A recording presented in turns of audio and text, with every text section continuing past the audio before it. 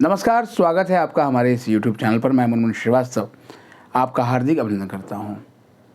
सबसे पहले बात उनकी जिनको आज के सेकंड स्पॉट राउंड के सीट एलोकेशन में जगह नहीं मिली। आपको हमने पहले भी कहा था कि सीट मैट्रिक्स जो है वो बहुत सारी बातों पर निर्भर करता है और एलोकेशन उसी के मुताबिक होती है। कोई भी उस रूल को जो है वो बाइफरगेट नहीं कर सकता, ये बात तो आप भी जानते हैं। इसलिए निराश मत होइए। निराश होना किसी भी समस्या का समाधान बिल्कुल भी नहीं है। आपके पास और भी बैकअप प्लान्स होंगे, उनको भी आप ले सकते हैं, लेकिन अभी ये स्पॉट राउंड 2 का ही एलोकेशन है। अगर हम पिछले साल की बात करें तो पिछले साल 2 स्पॉट राउंड हुए थे और उसके बाद 2 स्पेशल स्पॉट राउंड करवाए गए थे और इसमें भी बड़ी संख्या में जो एडमिशन एस्पिरेंट्स हैं उनको ड्यू में पढ़ने का मौका मिला था। आज जब सुबह हमने एक वीडियो अपलोड करी थी तो उसके बाद आपकी काफ़ी प्रतिक्रियाएं आई और मुझे लगता है फ़ोन तो लगातार ही बजते रहे। कोशिश की हमने कि एक फ़ोन कॉल का जवाब दें, क्योंकि जैसे जैसे सीट अलॉटमेंट होती जा रही थी वैसे वैसे फ़ोन भी आने शुरू हो गए थे और कमेंट्स तो इतने आए हैं कि आप पूछिए मत। एक कमेंट अभी जो लेटेस्ट है उसको पढ़ना चाहूँगा, उसके बाद आपको बात करूँगा कि इस बार कितने जो एडमिशन एस्पिरेंट्स ने अप्लाई किया था, क्योंकि ये डेटा कल नहीं आ पाया था और ये सीट एलोकेशन के बाद ही देर शाम ये डेटा रिलीज़ किया गया है, तो उसके बारे में बताएंगे। एक व्यूअर हैं, उन्होंने लिखा है कि अगर ड्यू अभी और राउंड्स लाती है तो क्या कैंडिडेट्स को सीट एलोकेशन हो जाएगा। देखिए, कैंडिडेट्स को सीट एलोकेशन हो जाएगा ये तो मुझे लगता है कि स्वयं ड्यू भी नहीं बता पाएगा और ना कैंडिडेट खुद बता सकता है। आपके लिए अप्लाई करना आपका कर्म है, आप अप्लाई करें और उम्मीद करें कि आपको एक सीट मिल जाए। लेकिन अगर आपको सीट नहीं मिलती है तो भी आपको परेशान होने की कोई ज़रूरत नहीं है, क्योंकि निश्चित रूप से बहुत से स्टूडेंट्स के पास, चाहे वो बताएं या नहीं बताएं, लेकिन बैकअप प्लान उनके पास है। जो आर्ट्स और कॉमर्स के स्टूडेंट्स हैं उनके लिए ड्यू का स्कूल ऑफ ओपन लर्निंग है, वो स्कूल ऑफ ओपन लर्निंग में भी एडमिशन दे सकते हैं। और स्कूल ऑफ ओपन लर्निंग ने जो अपना 1 महीने का शेड्यूल आगे बढ़ाया वो इसी को देखते हुए बढ़ाया था, क्योंकि ड्यू में स्पॉट राउंड जो है वो चल रहे थे और अभी स्पॉट राउंड 2 ही हुआ है।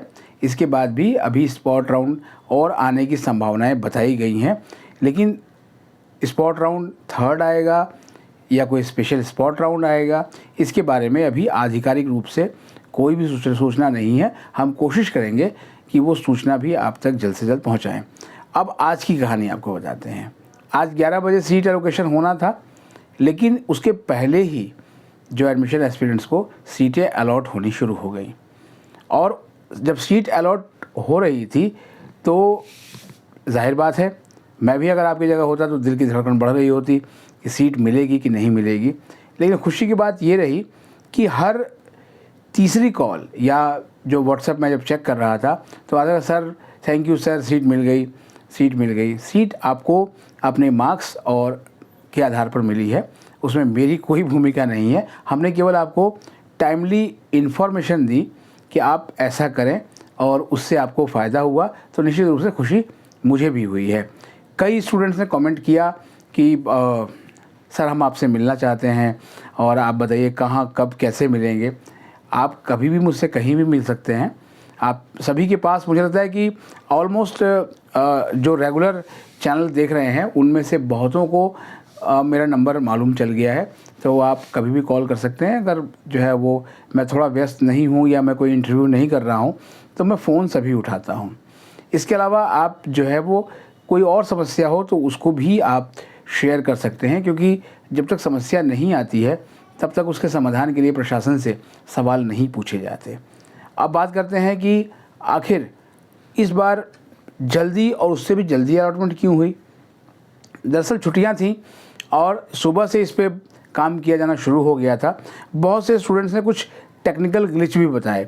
उन ग्लिच को भी हमने जो है वो ड्यू प्रशासन के सामने रखा कि इस तरह के ग्लिच हैं। एक सबसे ज़्यादा ग्लिच की बात की गई थी कि सीट एलोकेशन के आगे एक डैश आ रहा है, और जिन स्टूडेंट्स के आगे वो डैश आ रहा था वो बाद में खुश हो गए होंगे, क्योंकि उनमें से बहुतों को जो है वो सीट अलॉटमेंट हो गई बाद में वो जब अपडेट हुआ।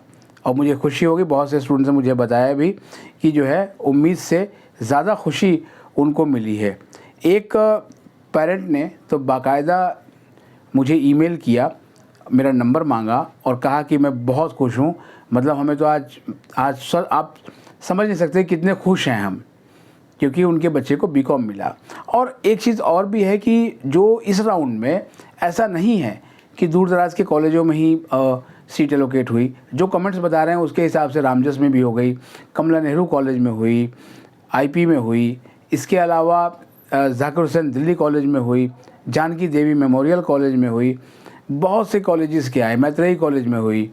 तो जहाँ जहाँ के सीट एलोकेशन हुए हैं वहाँ अगर आपने एडमिशन लेना है, आपने सीट एक्सेप्ट फटाफट करनी है। सवेरे भी आपको बताया था कि सीट तुरंत लेनी है। अब आपको ये इंतज़ार हो रहा होगा और कि अब मैं आपको वो सीट मैट्रिक्स का डेटा बताऊं कि इस बार क्या हुआ और कितनी सीटें।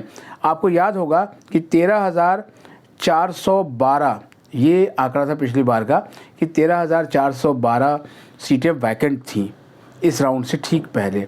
जो एलोकेशन डेटा आया है उसके मुताबिक ये बताया गया है कि टोटल जो एप्लीकेंट्स यानी जितनी एप्लीकेंट्स आई वो थी 29,578। जी हाँ, यानी कि 30,000 का आंकड़ा पार नहीं हुआ। 29,578, 29,578। और टोटल जो एलोकेशंस हुई वो फिर चौंकाने वाली है, क्योंकि वैकेंट सीट से ये एलोकेशन जो है अभी भी कम है। जी हाँ, इस बार जो एलोकेशंस हुई हैं वो हुई हैं 7,338, 7,338 यानी कि 7,338।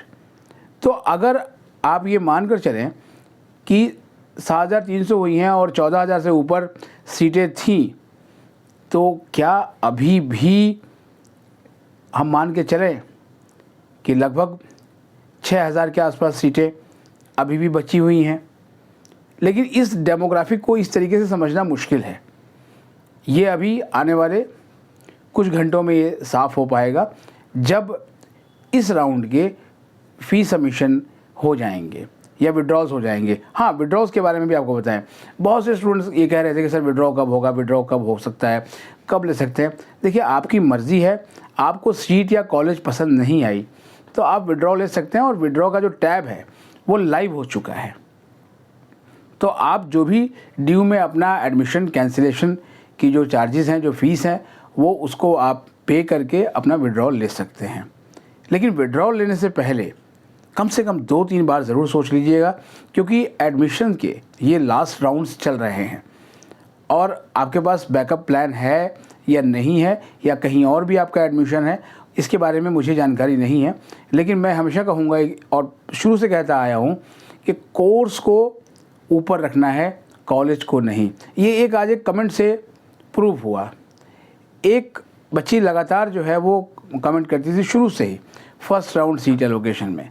आज उसका जब हमने कमेंट पढ़ा तो उसने लिखा, मैं 2 मिनट के लिए मैं अपनी हंसी भी नहीं रोक पाया। उसने लिखा कि सर जो है वो बिल्डिंग वगैरह जो इंफ्रास्ट्रक्चर उसको अगर छोड़ दिया जाए तो बाकी सब कुछ जो है वो बहुत अच्छा था। उसको साउथ दिल्ली का एक कॉलेज अलॉट हुआ है और बाकी सब चीज़ें, और वो बहुत ही खुश हैं। और इवन वो कॉलेज इस राउंड में जिन लोगों को भी अलॉट हुआ है उसको भी उसने कॉन्ग्रेचुलेशंस बोला है। तो यही बात शुरुआती दिन से कही जा रही है। स्वामी श्रद्धानंद कॉलेज को लेकर भी आज कई फ़ोन आए। राजस्थान से एक फ़ोन आया कि सर स्वामी श्रद्धानंद कॉलेज ले लें या फिर हम अपना राजस्थान में ही आ जाएं, विड्रॉ कर लें या वहाँ पीजी देखना शुरू करें। पढ़ाई आपको करनी है। उस बच्चे का साइंस के कोर्स में एडमिशन हुआ है और स्वामी श्रद्धानंद कॉलेज मिला है। ऐसे बहुत से बच्चे होंगे। तो आप कॉलेज के आसपास पीजी देख सकते हैं। बहुत सारे स्टूडेंट्स जो है वो स्वामी श्रद्धानंद कॉलेज में रहते हैं, लेकिन जो पीजी है वो नॉर्थ कैंपस के आसपास ढूंढते हैं, क्योंकि नॉर्थ कैंपस के आसपास उनको एक वातावरण मिलता है, आसपास जो है वो एक दूसरे से एक्सप्लोर करने का, बातचीत करने का, कुछ चीज़ें, और कैंपस का वो एक फील लेने का। इसलिए कैंपस के आसपास के जो एरिया हैं, विजयनगर, मुखर्जी नगर, ऑटरम लाइन, यहाँ पर जो है वो लोग पीजी लेते हैं। तो आप ऐसा कर सकते हैं।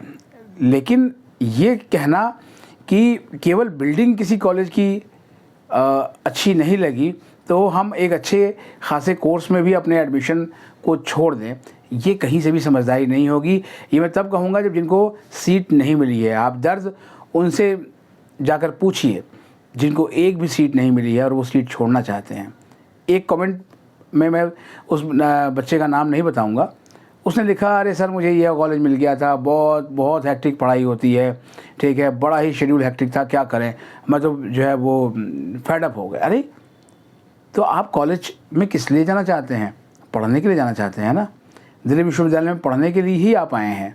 तो जब पढ़ने के लिए आप आए हैं तो जो सीट मिली है उसे एक्सेप्ट करें।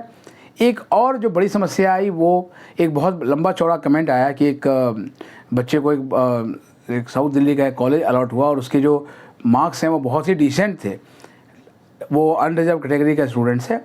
शुरुआत में भी आपको ये बताया था कि हमेशा केवल एडमिशन में ही नहीं, जब कल को आप नौकरी में भी जाएंगे तो अनरिजर्व के लिए सीटें उतनी नहीं हैं, ये भी आप मान लीजिए। तो इसलिए हम इस बहस में ना पड़ें कि रिज़र्व के लिए ज़्यादा सीटें हैं, अनरिजर्व के लिए कम हैं।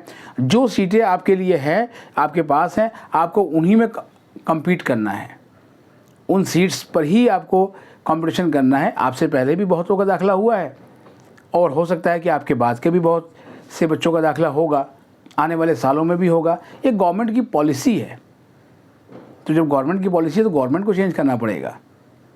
पर अभी फ़िलहाल रात्रि काफ़ी हो चुकी है। मुझे था कि आप सभी इंतज़ार कर रहे होंगे कि भाई डेटा अगर कुछ आया है तो आप सर शेयर कीजिए, इसीलिए हम आपके सामने इस वीडियो को लेकर आए हैं। आपसे फिर एक बार कहूँगा कि आप अगर हमारे चैनल पर नए हैं तो चैनल को सब्सक्राइब ज़रूर कर लें और इसे अपने दोस्तों के बीच शेयर करें। मिलते हैं एक और एपिसोड के साथ, तब तक के लिए नमस्कार।